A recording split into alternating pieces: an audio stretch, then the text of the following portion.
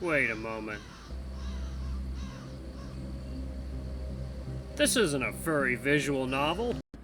Hey guys, Derry here from Drake Queen Games. Some of you know me on Twitter, The Gaming Dragon. Today I'm coming at you with another Let's Play episode of Changeling Tale, Jessie's Path. Now, Alarm Chan so cruelly left us off on a rather bitter note last time, where Malcolm and Jessie were in the middle of reconciling or trying to overcome their differences, and Malcolm was offering to stay away from her forever so that she would never have to leave and that she could stay there in the moor with her sisters. So, one last dance. Let's see how this turns out, shall we? Alright. She looks back up, tears in her eyes. I can't bear to lose you. You're the only person in this town who understands me. Don't you see? You're the only one here for me. I can't wander around town wanting to be with you, wanting to see you. You would cause me so much pain. Hey, you know what else causes pain? Not being with the person you love. My heart takes a blow. I reach out to caress her face and she turns away. When she faces the full-length mirror in the room, I see her look in, past herself. She's looking me in the eye. One last dance, like when we met. Will you grant me that? A tear falls down her cheek and she nods. She puts a record on the Victrola. You need to start reading those entries more. She takes my hand. Oh, let's see if I can go back. Okay. Alright, so transition naturally. Alright. She takes my hand and draws me close. One last dance. Our bodies cling together, our hips sway in unison, my aching heart beats close to hers. This is the woman who showed me that there is still beauty in this world. To live in the present and never stop living. Oh god, I'm probably going to get copyrighted on that. I will, Jessie, and I will cherish this moment, even if it's our last time together.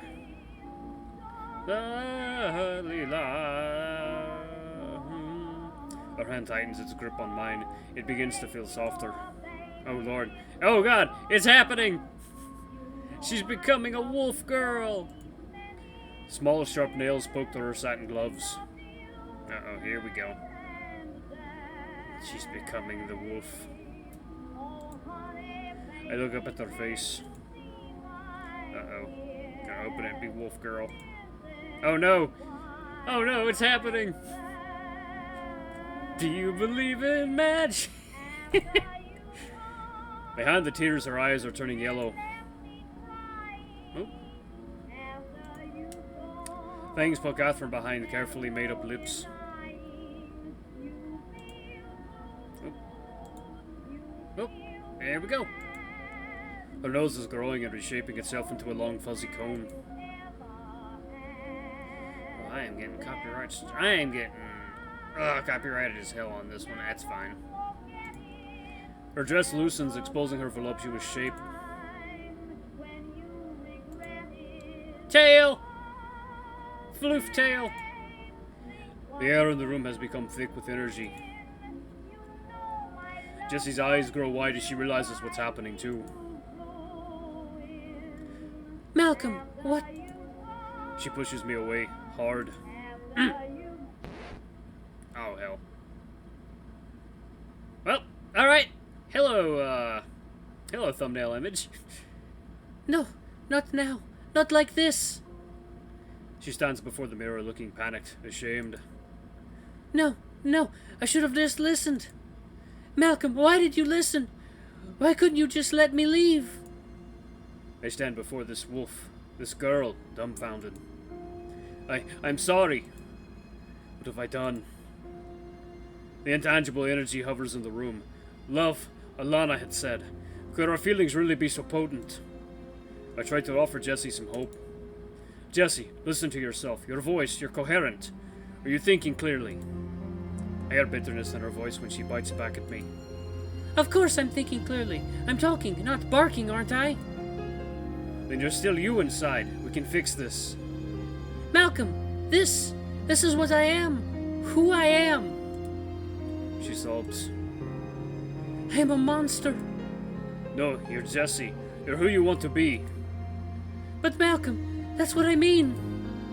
Her voice gets very quiet. I think part of me wants this. What can I do? I come up behind her and reach out, petting her back. She pulls back at first, then lets me touch her, stroke her. Her fur is soft and silky to the touch. Come here. Come to me. Malcolm, don't. It's not safe. It has to be safe, and I want you close to me. She shakes her head. No, this isn't normal. Hey, it's the furry fandom. It's the new normal. This is why Alana told me to stay away from you. I can't live a life like this. I'm an animal. I pushed away again.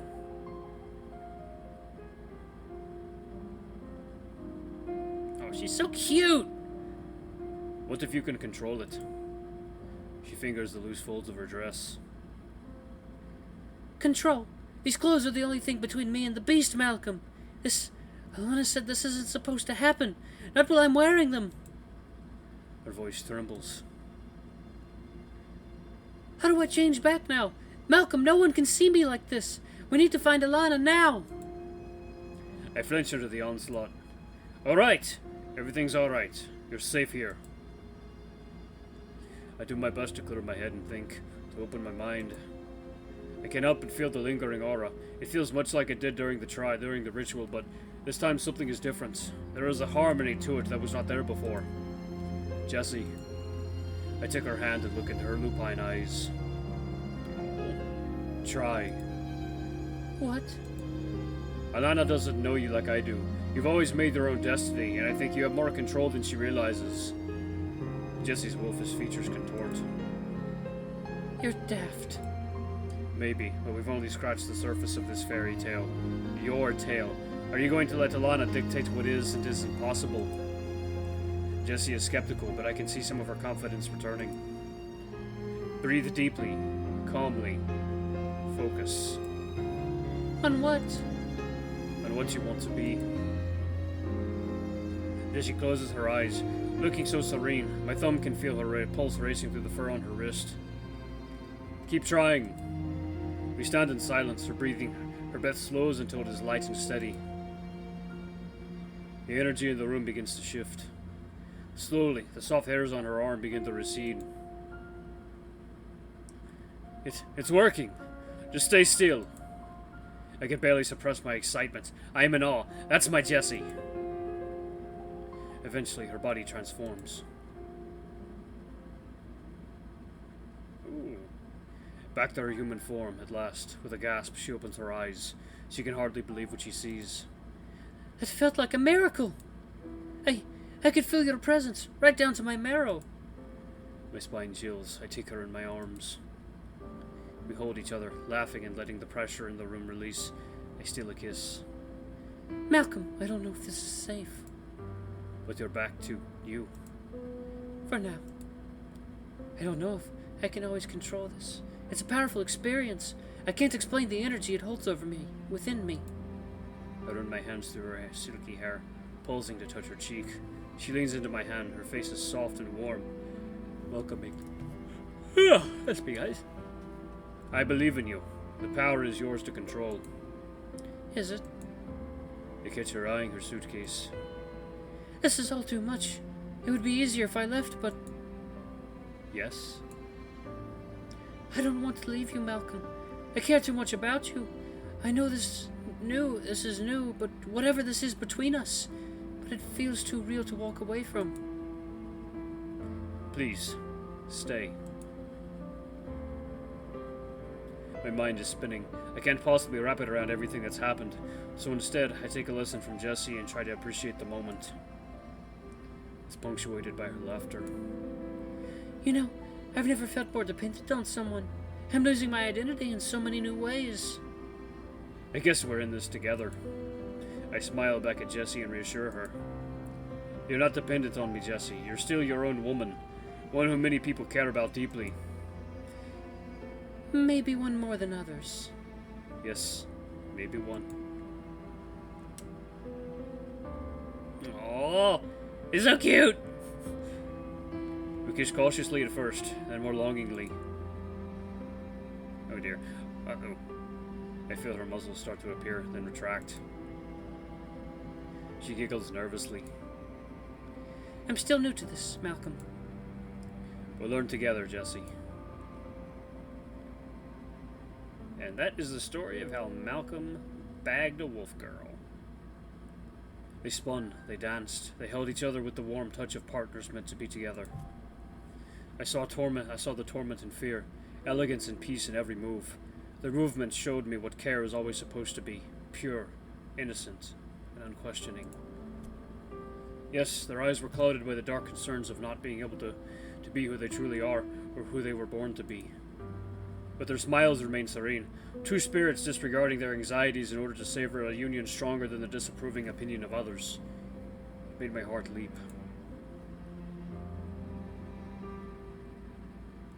Don't you dare be over. Don't you. Okay. Chapter 3. A sheep in wolf's clothing.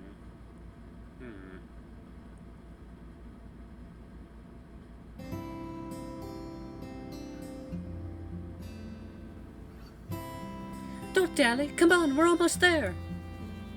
I can barely catch my breath. We'd bolted from the stag and nanny like giddy schoolchildren, leaving Bulgaria bewildered, and have been running ever since. It seems Jessie wasn't exaggerating about her recovery. She's full of energy, and it's a struggle to keep up with her, as ever. Almost where? She skids to a stop at the top of the hill, graciously letting me catch up. Here. The others are here well outside of town, along the road to our farms, the hill she had raced me to the top of just a few nights ago. The memories come flooding back. Ah, is that your game? Well, you won fair and square this time, so... Uh-oh. I plant a huge kiss on her mouth, and she eagerly accepts. We hold each other close until she abruptly pushes me away. Stop distracting me. I'm on a mission. A mission? Very well. We've taken the hill, Miss Jessie. What next? The excitement brewing in her is palpable. We've both gone through shock, horror, sadness, passion, and a joy in scarcely the tick of an eye. Maybe we should rest. Sorry. Bah! That's not Jessie's voice. Maybe we should rest. I'm not sure how much more I can take. You don't need to do anything. Here, take a seat, Mr. Campbell. The show is starting, and Miss Jessie McLeod is the opening act and main number. Hey, what are you doing? Uh-oh. Jessie shouts from afar. We're practicing. I can't help but laugh. This what? My understanding of the world, my world is so far a kilter. There can be no recovery. Short of me waking up and being told this was all a dream, I have just to stay calm, be aware, accept reality. Whatever that means. How is Jessie managing to stay so composed? After all that trauma, she's already eager to coax her wolf out so soon. That lass has pep. I guess I can't blame her. I'd rather she be practiced too, in case another accident happens. The sooner the better. I just hope Jessie has enough control over this not to hurt herself. Or for that matter, not to hurt me. A shiver runs through me as I think of those ferocious fangs bearing down upon me last night. She wouldn't. Would she? The last thing I need is a werewolf bite. It'd be a bugger to tell Gran how I got that tear in my shirt. Jessie stands like a statue on top of the hill while I tuck my legs under, trying to get comfortable in the damp grass. I'm going to make it happen. I bet you will. Look at me, cheering her on when someone could come walking down the road at any moment. Perhaps Jessie's audaciousness is contagious. Her enthusiasm certainly is. To watch her now is like watching a creature set free. She is at once wild and playful, running and spinning, looking full of eagerness and excitement. Until she can't change. It's not working, Malcolm. What am I doing wrong? I stand briefly and tug on her dress straps. That's probably one thing standing in your way. Oh! Oh! Yep, there we go. She smiles coyly, and with a pull of her dress, she begins to slip out of her work clothes. I swallow, glancing once more up and down the road, making sure that we are alone. Yes, mine are the only eyes witnessing this spectacle. Gonna do a lot of editing in this one. That should be better. I drink in the view. Much. Oh god, how much editing is this video? Oh yes! That is gonna be a lot of editing. Jessie gets down on her hands and knees in the wet grass. She arches her back, closes her eyes, and begins to stretch her neck. Nope. Oh. Alright, Alarm Chan, you've interrupted quite a moment. Oh man. How am I gonna explain this to YouTube? I'm gonna save this real quick. Well, at least I can always edit. So...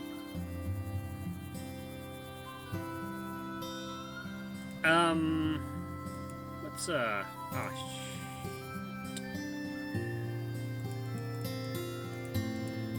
let's, save it right here so I don't have to edit the thumbnail next time. Alright. Alright, guys. Thank you so much for watching. This has been a new, cute episode, and a somewhat sexy episode of Changeling Tale, Jessie's Path. Thank you guys so much for watching. Don't forget to like, comment, subscribe, and ring that notification bell to the next video. I love you all. I'll see you next time. Bye-bye!